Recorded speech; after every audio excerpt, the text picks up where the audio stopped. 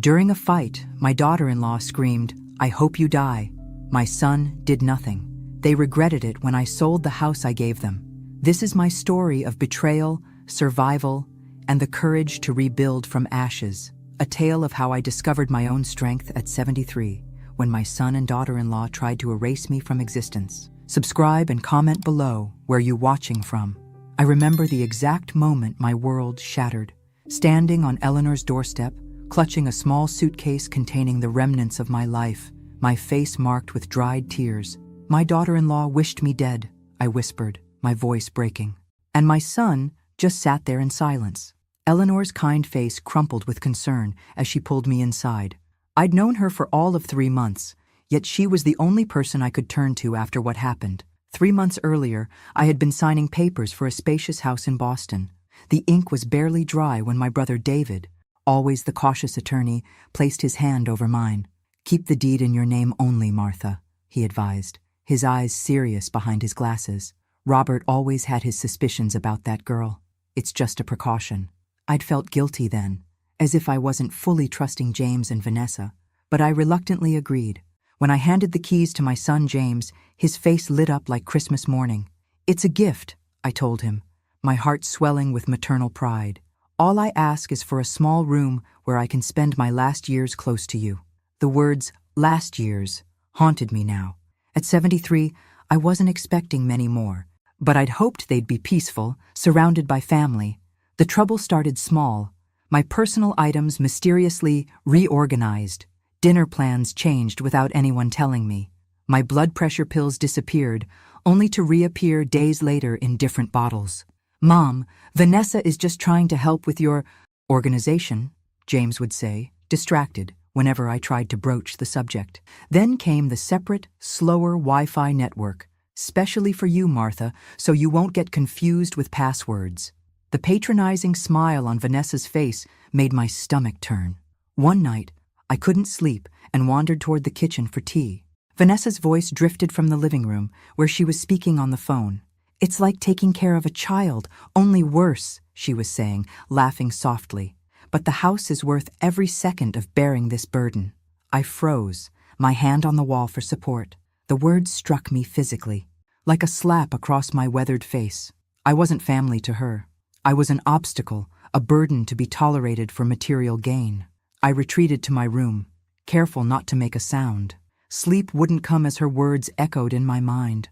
All those years raising James alone after Robert's early death, working 2 jobs, sacrificing everything so he could have opportunities I never had, reduced to this, a burden, an inconvenience. That night, staring at the ceiling, I made myself a promise. I wouldn't remain a victim. Somehow, I would reclaim my dignity. I just didn't know yet how bad things would actually get, or how far they would push me before I finally broke. The isolation happened so gradually that I barely noticed it at first, like water slowly rising around your ankles before you realize you're drowning. After hearing Vanessa call me a burden, I began paying closer attention.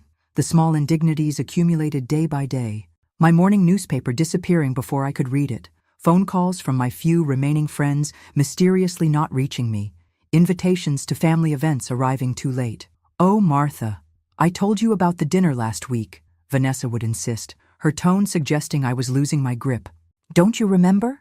I did not remember, because she had never told me. My bedroom, once my sanctuary, became increasingly foreign. Items would move overnight. My reading glasses, my medication, family photographs. When I confronted Vanessa, her response was always the same. A concerned look exchanged with James, followed by, "We haven't touched anything, Martha. Perhaps you forgot where you put them." I hadn't forgotten. I never forgot. One morning, I found my pressure pills in a different container. I organized them by day of the week, Vanessa explained sweetly when I asked. "It'll be easier for you to remember now." But I noticed the pills looked slightly different, rounder, with a faint yellow tint instead of white. That night, I pretended to take them, but secretly slipped them into my pocket. The next day, I showed them to my pharmacist. "These aren't your prescribed medication, Mrs. Wilson." He frowned. "They're a mild sedative. Where did you get these?" My blood ran cold. Was she drugging me? To what end? When James came home that evening, I tried to talk to him, but as always he was distracted, glancing at his phone repeatedly. "Mom, I'm sure there's a reasonable explanation," he said, not meeting my eyes. "Vanessa is a healthcare professional. She knows what she's doing. That's what worries me," I replied quietly. Later that week, Eleanor invited me for tea. She'd noticed how rarely I left the house anymore, how I'd stopped attending the neighborhood book club. "You seem different, Martha," she said, serving Earl Grey in delicate cups. "Is everything all right at home?" The kindness in her eyes broke something in me. For the first time, I confided in someone about the accidents happening in the house, how my favorite photographs had been accidentally damaged during cleaning, how I'd been forgotten at a shopping mall for hours. Eleanor listened intently, her expression growing more troubled. "Martha," she said finally, "I was a social worker for 30 years before retiring. What you're describing sounds like elder abuse." "Abuse?" I recoiled at the word. No, James wouldn't. He's not a bad person. He's just blind when it comes to Vanessa. Intentional or not, what's happening isn't right," Eleanor insisted. "You should document everything. Dates, times, details." "I can't do that to my son," I protested. But that evening, as Vanessa hosted James's work colleagues for dinner, I understood the necessity of Eleanor's advice.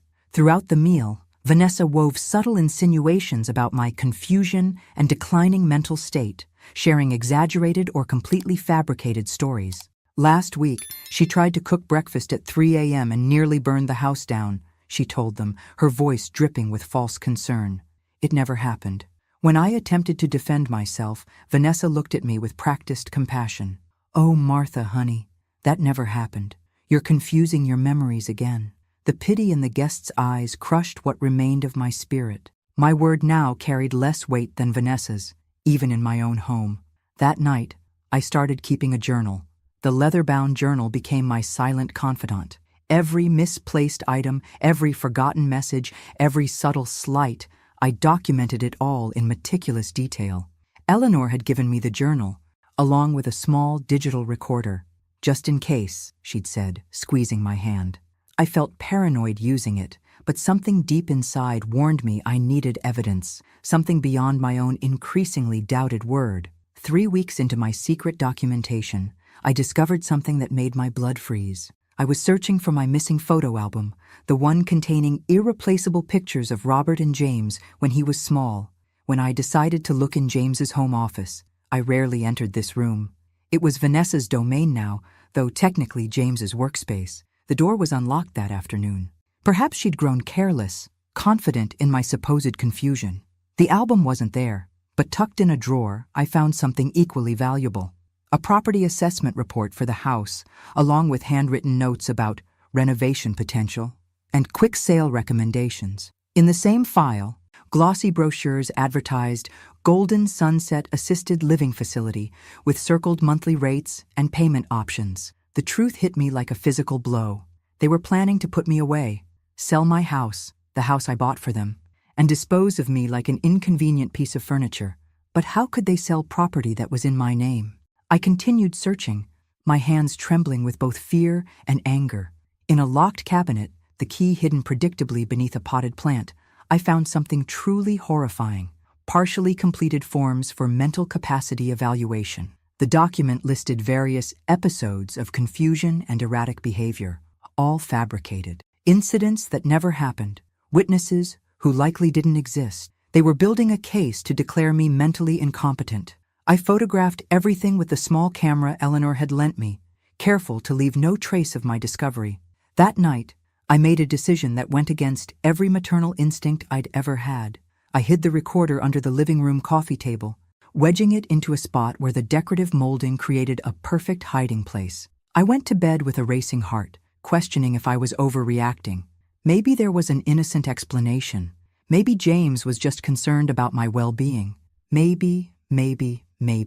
The next morning, I retrieved the recorder while Vanessa was showering and James had left for work. With trembling fingers, I pressed play, expecting to hear nothing but household silence. What I heard instead confirmed my worst fears. The doctor said we need more examples of erratic behavior before requesting formal evaluation. James's voice, sounding troubled. "Then we'll create those examples," Vanessa replied coldly. If we start adjusting her medication like we did with your father, we'll see faster results. The mention of Robert paralyzed me. What had they done to my husband? I don't feel good about this, James hesitated. Sweetheart, Vanessa's voice turned seductive but threatening. Do you want that vacation home or not? Once we sell this property and she's properly accommodated, we'll have all the money we need. I felt physically ill, clutching the kitchen counter as the room spun around me. My son's betrayal was almost unbearable, but the implications were clear. This wasn't just about my dignity anymore. It was potentially about my life. That evening, I watched through a crack in my door as Vanessa switched pills in my medication container, confirming every suspicion. Instead of confronting her, I began secretly discarding the tampered medication and sought independent medical help through Eleanor. My journal entry that night contained just 3 words. They're killing me. You need to leave that house, Martha, Eleanor insisted over tea at her kitchen table, her normally gentle voice firm with concern. They're not just emotionally abusing you, they're tampering with your medication. That's criminal. Where would I go? I asked, staring into my untouched cup. At my age, starting over seems impossible. You can stay with me until we figure something out, she offered immediately. I shook my head. I can't put you at risk. If they're capable of this. Eleanor reached across the table and squeezed my hand. I wasn't just a social worker, Martha. Before that, I practiced elder law for 15 years. Trust me, I know how to handle people like your daughter-in-law. That afternoon, Eleanor helped me construct a plan. First, we'd need to confirm my legal standing regarding the house. While she made calls to former colleagues, I continued gathering evidence. I started bringing my own food from a secret stash Eleanor provided, avoiding anything Vanessa prepared. I kept my medication hidden in a hollowed-out book Eleanor had given me, replacing the pills in my regular container with vitamin C tablets that looked similar. For 2 weeks, I played the role they expected, becoming slightly more forgetful, occasionally confused. It was degrading, but necessary. All the while, the recorder captured damning conversations. She's getting worse, Vanessa told James one evening, satisfaction evident in her voice. Dr. Miller says we might have grounds for a competency hearing soon. Dr. Miller, a name I didn't recognize, certainly not my regular physician. Another piece of the puzzle. The breaking point came on a Thursday evening. I'd prepared a special dinner to celebrate James's promotion, pushing through exhaustion and growing paranoia about my safety.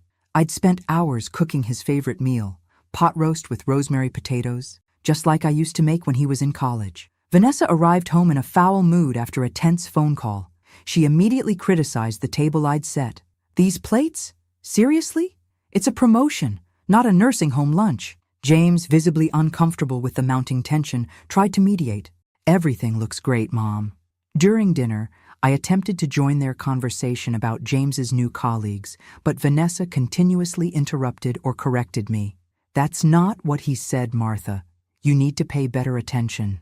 When I finally managed to share a story about the beginning of James's career, Vanessa accidentally knocked over her wine glass, spilling red wine across the white tablecloth. See what you made me do?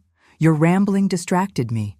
Something inside me snapped. After weeks of documenting abuse, I finally stood up for myself. Stop blaming me for everything. This is my house too.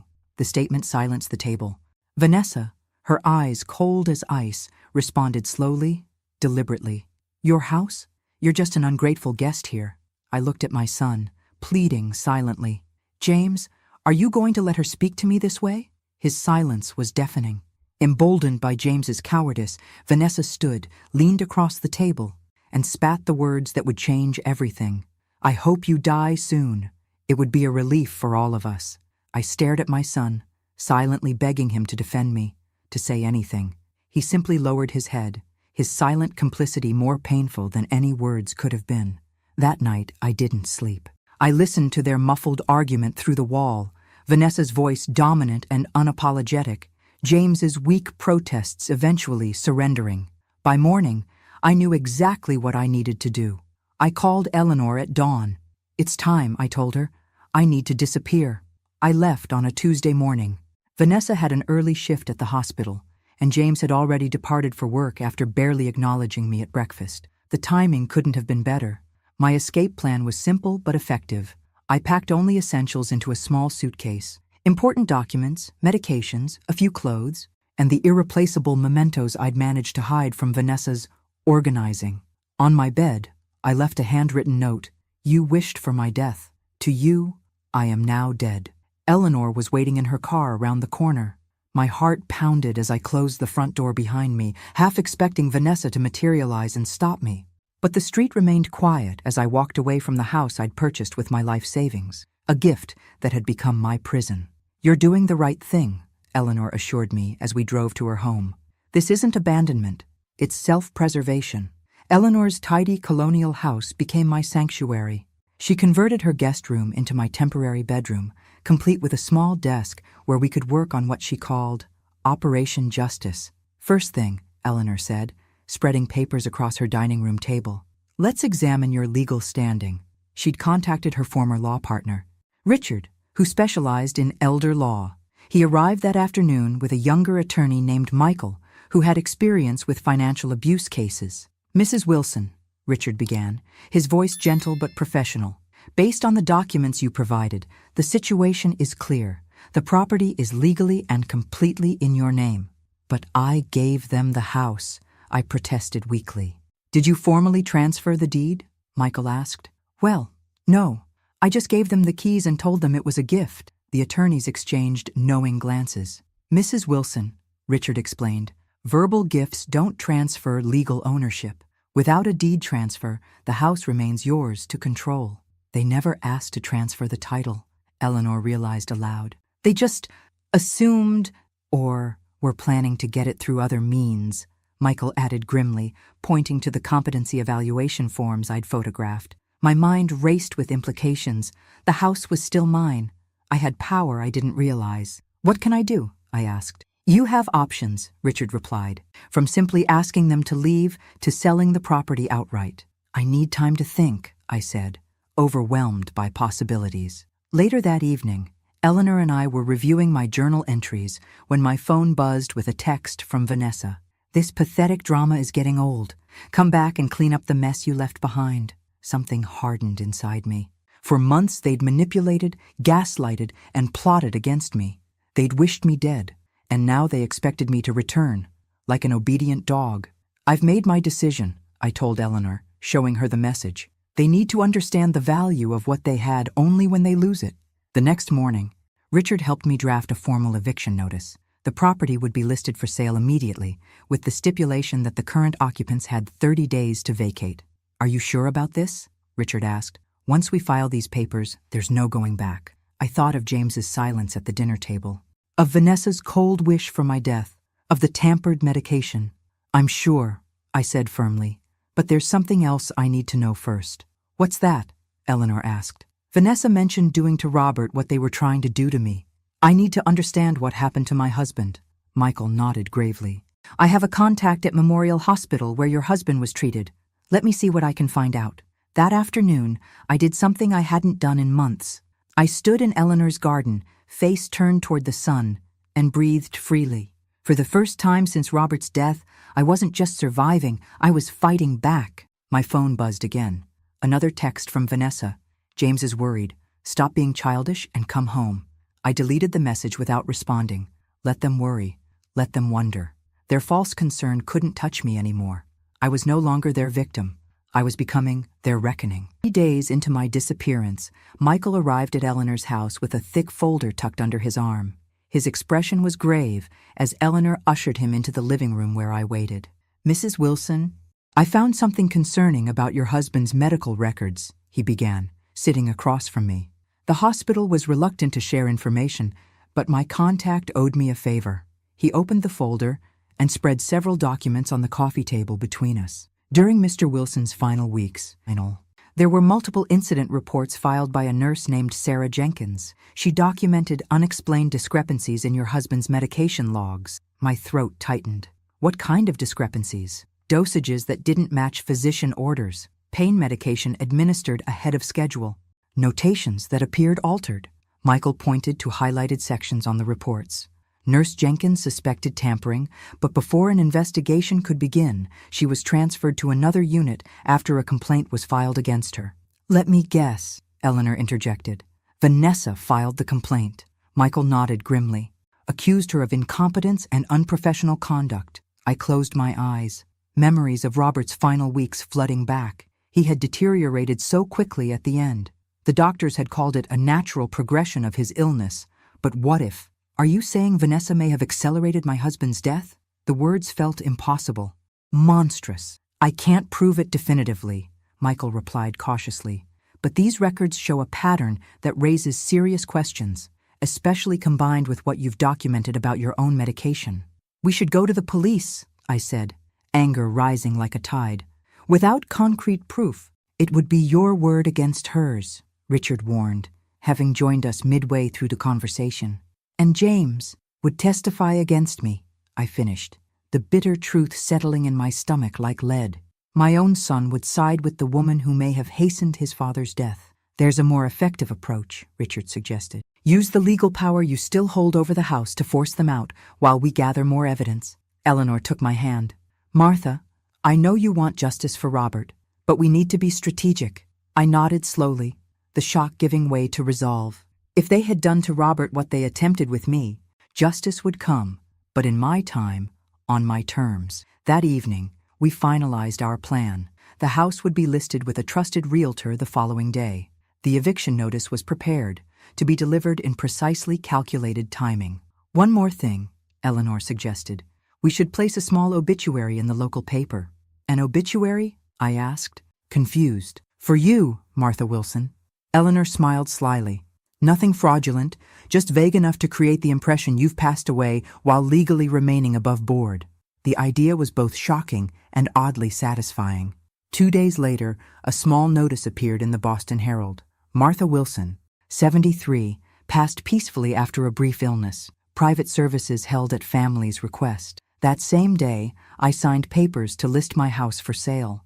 The realtor, a friend of Eleanor's who understood the sensitive nature of the situation, promised to handle everything discreetly. We watched the security footage Eleanor's son had installed remotely when James returned home that evening. He brought the newspaper inside, casually flipping through pages as he walked to the kitchen. When he reached the obituaries section, he stopped abruptly, his face draining of color. "Vanessa!" he shouted, his voice tinged with panic. She came running, annoyed at first, then shocked as she read the notice. They made frantic phone calls, to hospitals, to the newspaper, even to distant relatives I rarely spoke with. No one had answers. Their confusion gave me a grim satisfaction. Let them wonder. Let them worry. Let them feel a fraction of the fear they'd instilled in me. Tomorrow, I told Eleanor as we turned off the monitor, they get the eviction notice. For the first time in months, I slept without nightmares. The eviction notice arrived in an elegant navy blue envelope, hand-delivered by a courier service. Eleanor and I watched through the security camera feed as Vanessa, expecting some social invitation, tore it open with a smile that quickly dissolved into shocked disbelief. "James!" Her shriek echoed through the house. "James!" He appeared moments later, running from his home office, alarm evident in his hurried movements. "What? What's wrong?" Wordlessly, she thrust the document at him. We watched as he read it multiple times, his face cycling through confusion, disbelief, and finally, dawning horror. "This is absurd," he stammered. "There must be some mistake." Vanessa was already on her phone, pacing frantically. "Gerald, it's Vanessa Wilson. We just received some ridiculous eviction notice claiming our house has been sold. I need you to fix this immediately." The conversation that followed was a marvel of professional restraint from Gerald, Vanessa's attorney. Even through the tinny audio, we could hear his measured explanation of the legal realities. "Mrs. Wilson, I've checked the property records. The house is registered solely in Martha Wilson's name. If she sold it—" "But she gave us the house," Vanessa interrupted, her voice rising hysterically. "We've been living here for months." "Unfortunately," Gerald replied patiently, "a verbal gift has no legal standing. If the deed remained in her name, legally, the property is hers to sell." The call ended with Vanessa hurling her phone across the room, narrowly missing a crystal vase. "This is your mother's doing," she hissed at James. "She's not dead. This is revenge." James sank onto the sofa, head in his hands. "How could she do this to us, after everything we've done for her?" The irony of his statement made me laugh bitterly. Eleanor squeezed my shoulder in silent support. "Should we send the second package now?" she asked. I nodded. "It's time." The second courier arrived an hour later, delivering a sealed envelope with the letterhead of Eleanor's former law firm. Inside was a handwritten note in my elegant script. "You wished for my death. In return, you will lose only a house. Consider yourselves fortunate for the balance of the exchange." The chaos that erupted after this delivery surpassed even our expectations. Vanessa destroyed a floor lamp, a set of dishes, and James's framed law school diploma in her rage. James attempted to call my cell phone repeatedly, leaving increasingly desperate voicemails. "Mom, please, we can talk about this. Whatever you think happened. I'm sure there's been a misunderstanding." I deleted each message without responding. That evening, for the first time in weeks, I ventured outside Eleanor's house. With a new hairstyle, gray instead of my usual dyed brown, and simple clothes Eleanor had purchased for me, I felt invisible in the best possible way. We drove to a small seafood restaurant in Rockport, a coastal town 30 miles from Boston. "I've always loved the ocean," I told Eleanor as we watched the sunset over the harbor. "Robert and I dreamed of retiring to a place like this." "It's never too late to start again," she replied, studying a real estate brochure she'd picked up. The idea took root immediately. With the proceeds from selling the Boston house, I could afford a modest place here, far enough from James and Vanessa, yet close enough to remain connected to my few friends. Later that night, the realtor called with unexpected news. "Mrs. Wilson, you've received an offer already. Full asking price, cash, with a request for expedited closing." "Who's the buyer?" I asked. Suspicious, it might be a ploy from James. "A couple relocating from Chicago. Connor is their name. They're willing to honor the 30-day vacancy period for current occupants." I accepted immediately. The pieces were falling into place faster than I'd anticipated. Within weeks, I would have the financial means to start over. The house that had become my prison would be sold to strangers, and James and Vanessa would face the consequences of their actions. That night, I wrote in my journal, "Today I reclaimed my power. Tomorrow I build a new life." The weeks following the eviction notice brought unexpected developments. Through our security feed, Eleanor and I witnessed the rapid disintegration of James and Vanessa's relationship. "How could she do this to us?" Vanessa screamed one evening, hurling a vase across the living room. "She betrayed us." James, emerging from what seemed like a fog of denial, replied with surprising clarity, "No, Vanessa, we betrayed her first." Their financial reality was unraveling quickly. With just 3 weeks to find a new place, they discovered their combined credit wasn't sufficient for a comparable home in Boston.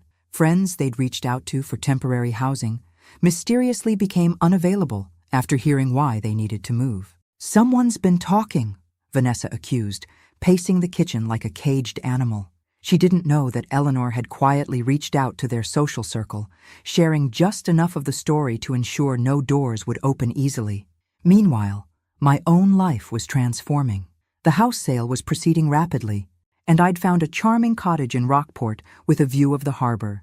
The real estate agent, sensing my urgency, had expedited viewings and paperwork. "It needs some updating," she warned as we toured the property. "That's perfect," I replied. "I need a project." The thought of renovating, choosing paint colors, arranging furniture, planting a small garden, filled me with an energy I hadn't felt in years. This wouldn't just be a house, it would be my renaissance. One afternoon, Michael arrived at Eleanor's with new information that chilled me to the bone. "I found Sarah Jenkins, the nurse who reported discrepancies in your husband's care," he said, laying a recording device on the table. "She agreed to share what she remembers on the condition we keep her identity protected." The recording revealed details more disturbing than I'd imagined. Sarah described finding Vanessa alone with Robert's IV multiple times, though she wasn't assigned to his care. She noticed that his pain seemed to increase after Vanessa's visits, despite medication that should have controlled it. "The final week was strange," Sarah's voice explained. "Mr. Wilson had been lucid, even improving slightly, then suddenly deteriorated overnight. When I checked his medication log, entries had been altered. When I reported it, I was transferred 3 days later." I turned off the recording, unable to listen further. The room spun around me. "Are you saying she hastened his death?" The words felt impossible to speak. "I can't prove it conclusively," Michael replied gently. "But there's enough here to warrant further investigation." "I want to go to the police," I insisted. "Without clear evidence of tampering, It would be difficult to prove, Richard cautioned, especially after this much time has passed. But we can't let her get away with this. My voice broke with the weight of this new betrayal. There are other ways to ensure justice, Eleanor said quietly. Ways that don't rely on a criminal justice system that often fails the elderly. She outlined an alternative approach. Document everything. Share information strategically with those who needed to know, like the hospital administration and state nursing board, and focus on rebuilding my life while Vanessa's carefully constructed one fell apart. The eviction is just the beginning, Eleanor assured me.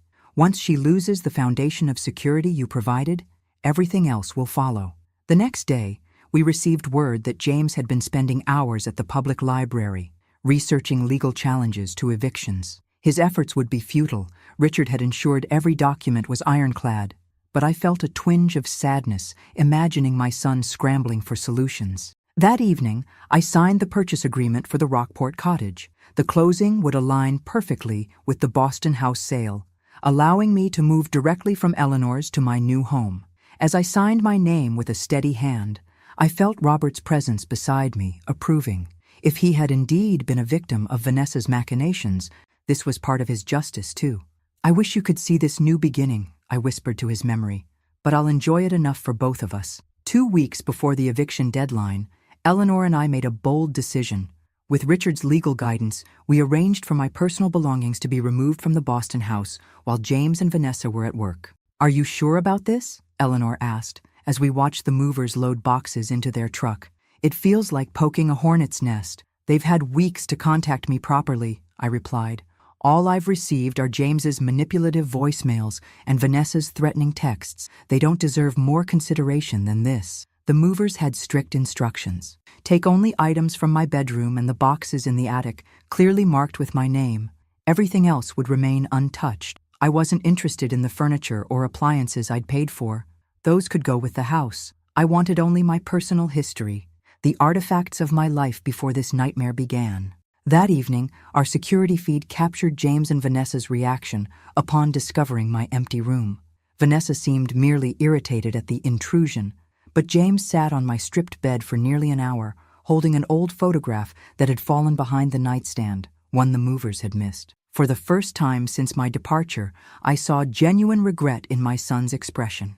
It came too late to change my course, but it softened something in my heart I hadn't realized had hardened.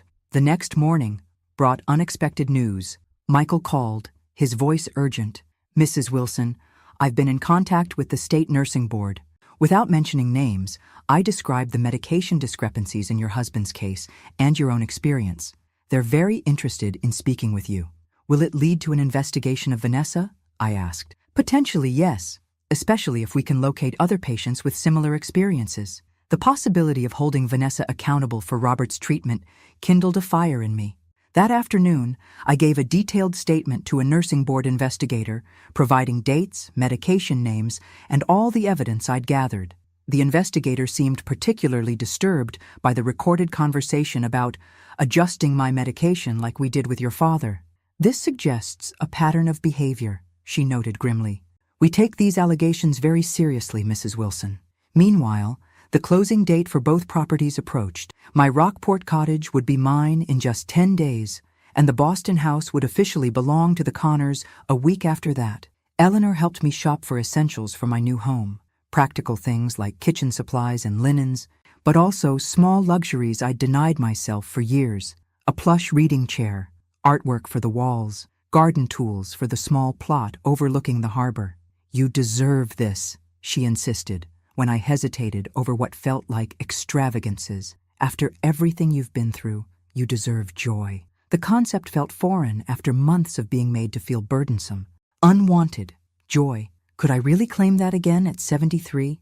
That evening, a final package was delivered to the Boston house. Inside was a legal document informing James and Vanessa that any remaining belongings must be removed by the eviction date, along with a cashier's check for $5,000. A parting gift, I'd told Richard. Not because they deserve it, but because I need to close this chapter completely. The gesture wasn't about generosity, it was about freedom. With this final act, I was purchasing my emotional release from obligation. They could no longer claim I'd left them destitute or without options. The security feed showed James staring at the check for a long time before Vanessa snatched it from his hands. "At least your mother has some decency left," she snapped. "This will barely cover our moving expenses." James didn't respond. Instead, he pulled out a small box from the hall closet and began sorting through old photographs, images from his childhood, his graduation, his wedding.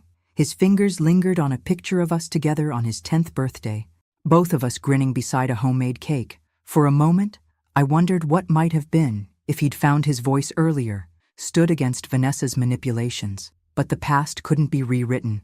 We could only move forward from where we stood, and I was standing on the threshold of a new life. Moving day arrived with unexpected emotions. As I packed my temporary belongings at Eleanor's house, a peculiar melancholy settled over me. Not regret, I had none about my decisions, but a mourning for what should have been. A son who protected rather than betrayed. A family bond that withstood challenges rather than dissolving at the first test. "You're allowed to feel sad, Martha," Eleanor said, noticing my silence as I folded clothes. "Righteous actions don't eliminate grief." The drive to Rockport was quiet, the radio playing soft classical music as we followed the moving truck. My new cottage appeared on the horizon, its weathered shingles and blue door welcoming me home. The small garden needed attention, and the interior would require fresh paint, but it was mine, a sanctuary earned through pain and resilience. The movers efficiently placed furniture, assembled my bed, and arranged boxes according to my instructions. By late afternoon, the cottage had transformed from an empty space to the beginning of a home.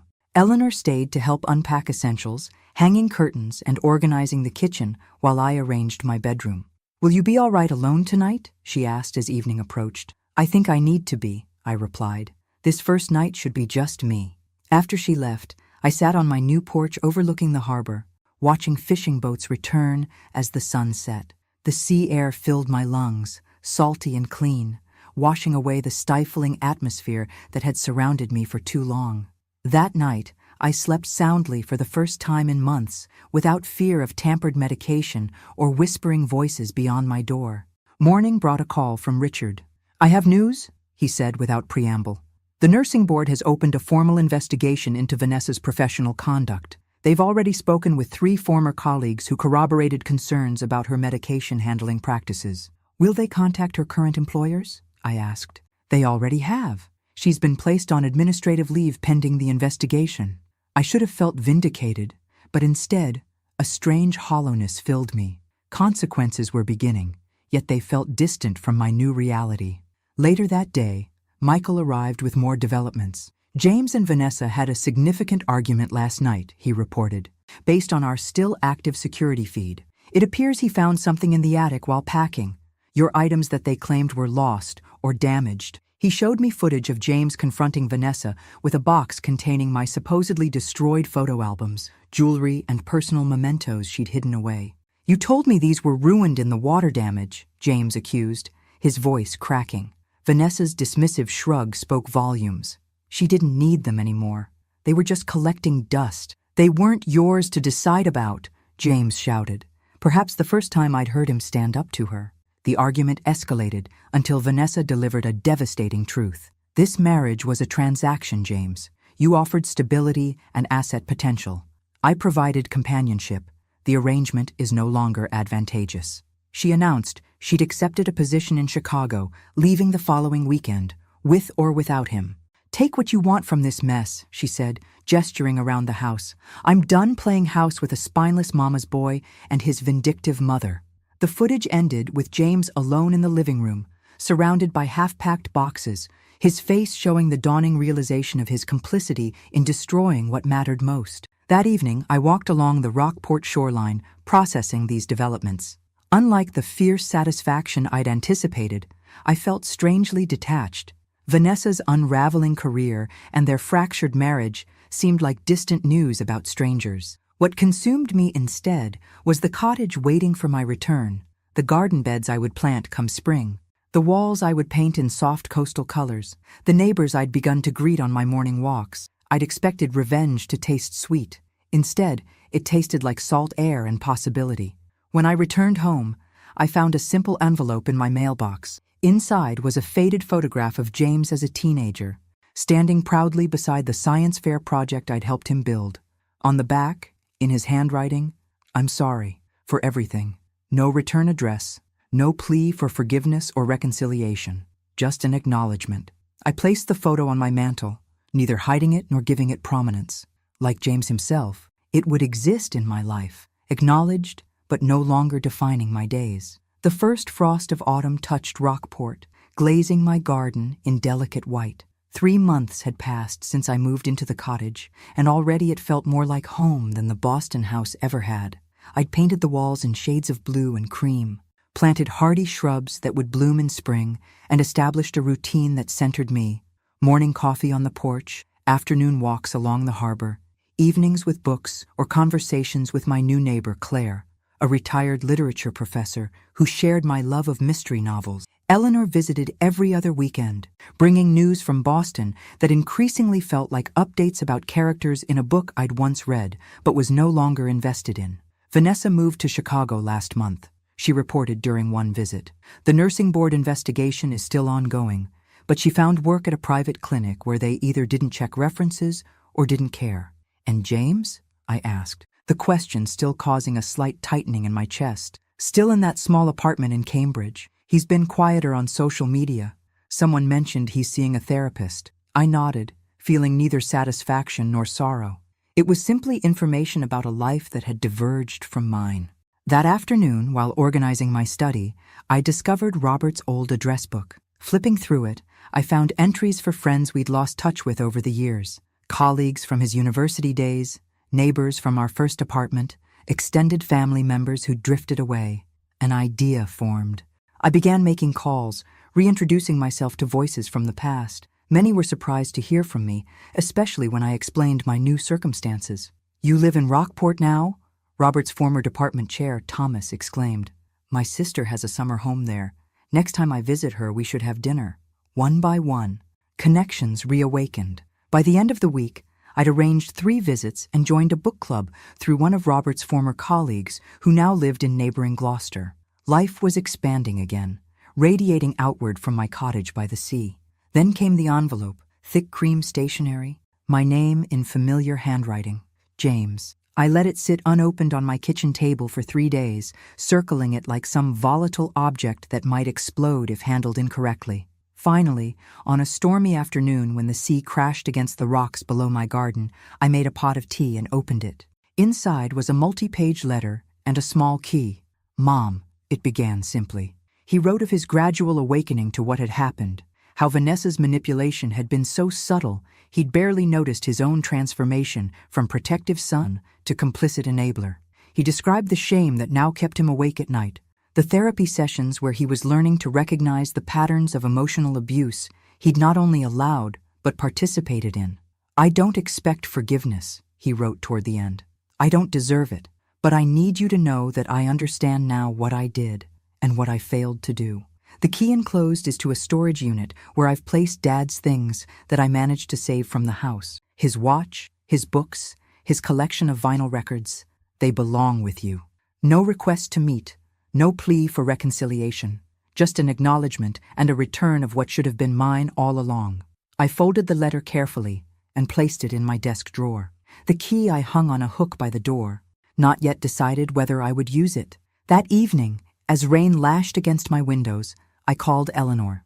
"James sent me a letter," I told her, "and a key to a storage unit with Robert's belongings. How do you feel about that?" she asked carefully. "I don't know yet," I admitted. "Part of me wants to keep that door closed forever. Another part wants to see if genuine remorse can lead to something new," she finished. "Not reconciliation," I clarified quickly. "I don't think I can ever trust him that way again. But maybe acknowledgement of each other's existence, at least." After we hung up, I stood at my window watching the storm gradually subside, the clouds parting to reveal a sliver of moon. The sea below remained turbulent, but the sky was clearing, a metaphor too obvious to ignore.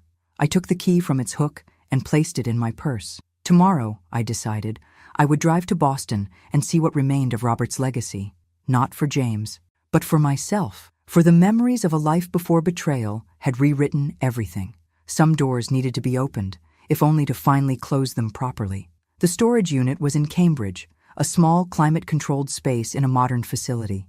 I sat in my car for 20 minutes before finding the courage to enter, the key cold in my palm. Unit 217 contained 6 neatly labeled boxes, a vintage record player, and Robert's leather reading chair, the one I'd assumed had been sold or discarded. A handwritten note sat on the chair. I saved what I could. I opened the first box. Robert's record collection, alphabetized just as he'd always kept it. Coltrane, Davis, Fitzgerald, Holiday, the soundtrack of our early marriage. The second box held his books, first editions he'd collected, academic texts he'd authored, dog-eared paperbacks he'd read repeatedly. The third box made me pause. Photo albums I thought were lost forever. Our wedding, James's childhood, family vacations, the visual archive of our lives together. In the fourth box, I found Robert's watches, cufflinks, and the fountain pen set I'd given him for our 30th anniversary. The fifth contained his tweed jackets, still carrying the faint scent of his cologne. The last box held letters, every card and note I'd written him during our marriage, preserved in chronological order. I sat in Robert's chair, surrounded by these artifacts of our shared life, and finally allowed myself to weep, not from sadness or anger, but from the realization that these treasured items had been rescued. James had salvaged these pieces of his father, preserved them while he was still under Vanessa's influence. It suggested a core of the son I'd raised had remained intact even during his worst betrayal. After 3 hours organizing and examining each item, I made arrangements for everything to be delivered to Rockport the following week. Everything except Robert's chair, which I took with me immediately, securing it in my car with bungee cords. A week later, I received an email from James, the first direct contact since his letter. Did you find what you were looking for in the storage unit? Simple, direct, asking nothing. I replied with equal brevity. Yes, thank you for preserving these things. His response came the next day. There's a coffee shop in Gloucester called Harbor View. I go there sometimes on Saturday afternoons. Not quite an invitation, but an opening, a possibility. 3 weeks passed before I decided what to do with this information. 3 weeks of placing Robert's belongings around my cottage, of re-listening to his records, of sitting in his chair watching the sea.